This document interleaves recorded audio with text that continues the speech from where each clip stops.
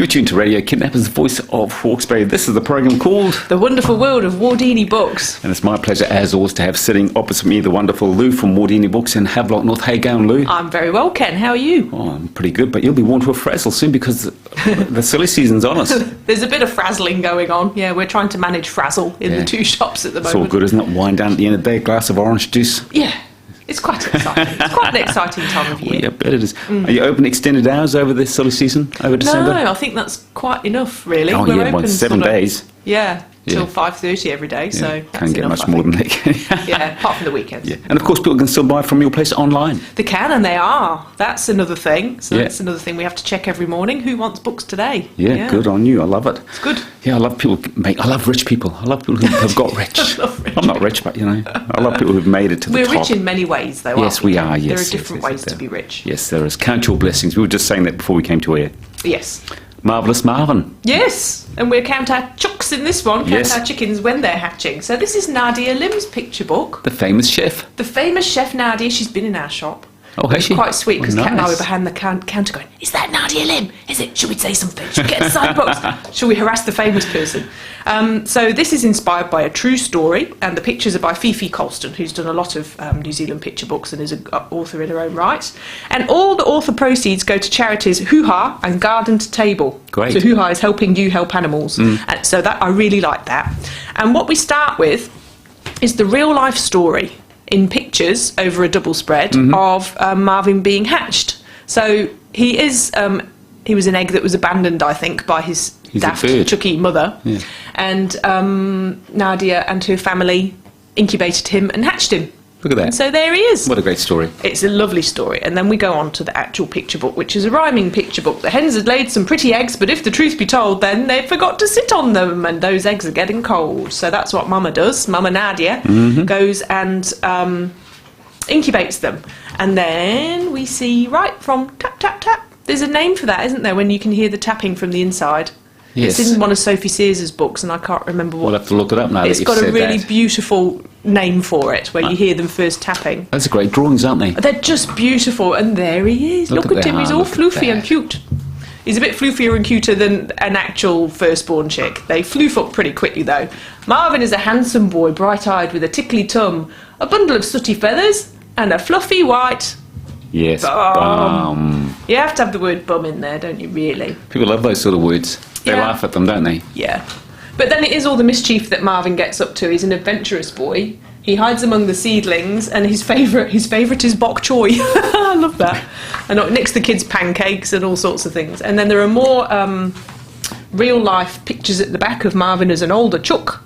And he's very tame. And I think they do like to hang around in packs, don't they, chickens? Yes, they do. And there's also a recipe at the back for fluffy Saturday pancakes made with eggs, which is kind of weird. Yeah. We've just been talking chicken pie. Chickens, we're not doing chicken pie. And then there are Nadia's exciting farm facts about chickens. That's a great idea. It's great, isn't it? So different breeds of chickens lay different coloured eggs. Most eggs are brown and white. However, you can also get pale blue, olive green, nude pink and copper coloured eggs. Look at that. You know that? I did not know that. Yeah. And is this number one in the series? I don't know, to be honest. Yeah, we'll see if Nadia carries on with her picture book career. Could be Marvin goes to the movies and Marvin goes to the whatever. Well, when she listens to our wonderful World of Wardini books, then she'll get those ideas from you. Absolutely right. Yeah. And our next book, and you mentioned it, it's The Odds. It's about me and you. Yeah, that's what we thought. It gets worse than that. This is such a cool idea. So this is a chapter book told in graphic novel and script form, and it's for kids, probably really smart ones from about 7, and then probably an 8 or a 9. And I think it would be great for reluctant readers as well, because it starts with few words and lots of pictures.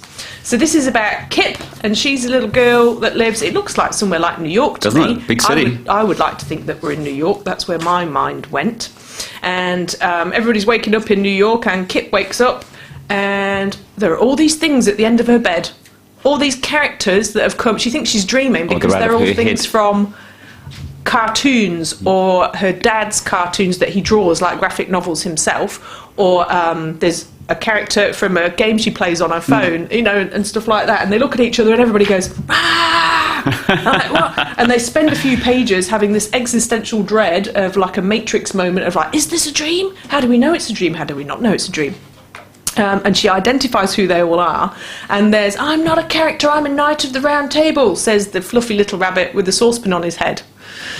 I thought he was the character out of South Park when I first saw him. He does look a bit South Parky, doesn't he? Yeah. And there's a ninja, and it soon emerges, I'm not a dude, I am a girl. And there's a unicorn, and there's a chuckin. You're Booster from the farming game on Dad's phone, you know, and they identify each other. And what this is really all about is that Kip is quite an introvert and a loner at school. And, you know, because of that, gets a bit bullied and stuff. And so she's living a lot in her head, and she has brought these characters to life because they're the really exciting ones. Yes. And in chapter 2, her dad, there's her dad, he creates the characters and things all the time, and he meets them too, proving that they're not a dream, they're really real, and he just goes and locks himself in the toilet because he can't cope. So we have the graphic novel part, and then we have a breaking of the fourth wall with Matt Stanton coming in as a character, who's the author, and then we have a script. Like that. Quite of an what goes on book. with Kip and the odds. Yes. Yeah, it is an unusual book. And the language and the philosophical thinking is quite deep. So, you know, I would like parents to pick that up and not think, oh, God, it's another flipping another waste of time, another comic. But it's not. It's really clever. Yeah. Yeah, and there's a lot of clever stuff like that coming through for children. So it really is the golden age of kids' books. You obviously read it, and what did you give it out of 10? It's a good 9 out of 10. That's good. I'm going to go with that. Is that a Kiwi author? Matt Stanton, I don't know. I think he might be Australian. Let's see if it says. Best-selling children's author. He did the funny kid ones. I think he's... Yeah, he lives in Sydney. He's nearly a Kiwi. Ooh, controversial. Yes, and our last book is from a Kiwi author, Glass Houses and Other Stories. This is by Karen Phillips, and it is a book of short stories, and what a beautiful cover there. It is, I love it. It is a house built out of sea glass. Yeah. You know, you can collect beautiful bits of worn sea glass, and that relates to one of the stories in here.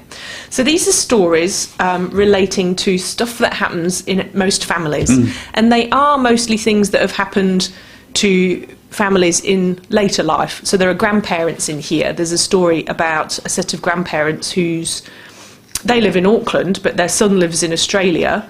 His estranged partner lives in Australia, and their grandson lives in Australia, and they've only seen him once. Just the kind of heartbreak that goes with that. And then the estranged daughter-in-law character comes back for a holiday, and they get to see little Jason. And it's just about... She's such an elegant writer, and she just very gently tells these tales. And it can just be a connection can be made just in a smile or a turn around and a wave from a car, you know, and they're quite special. And there's a beautiful one called Callum and Briar Rose, which is one of my favourite ones. And Briar Rose, they're an elderly couple, and Briar Rose has got dementia. And she's pretty sentient, she's pretty self-aware most days, but then loses it completely, you know, that's how dementia goes. But she's at the stage where she's got to move into a dementia facility.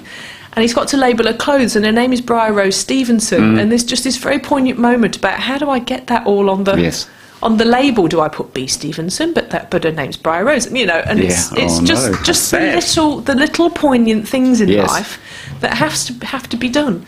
So it's just a beautiful collection of stories. And I think by the time you get to be even my age, late 40s, and beyond that, all sorts of things have happened in your life. You've had love, you've had loss, you've had your children, if you've been blessed with children, and there are sad things, and it's just a beautiful little gentle unpicking of the things that happen in life. Yes, we've all got a story to tell, haven't we? Yeah, and there are many in here, and they're lovely. And I asked Karen, are these all things that have happened to you? And she says, no, they're just... Some have happened to friends, or they've just popped into my head. And I presume that we could all relate to all those stories in many ways. I pretty much sat on my bum and read it from start to finish. You know, you think, I'll just read one story and then I'll go and do something else. No. Next thing, half a day's gone. Just lovely. Good on you, Lou. As always, our pleasure to talk with you. Just remind our listeners before we go, we want to come and see you at either of your stores. Where are they? We are 16 Tomato Road in Havelock North. We are 44 Hastings Street, Napier, and we are in the World Wide Web, wardini.co.nz. Good on you. As always, a pleasure. Look after yourself. Talk to the same time, same place next week. Cheers, Ken.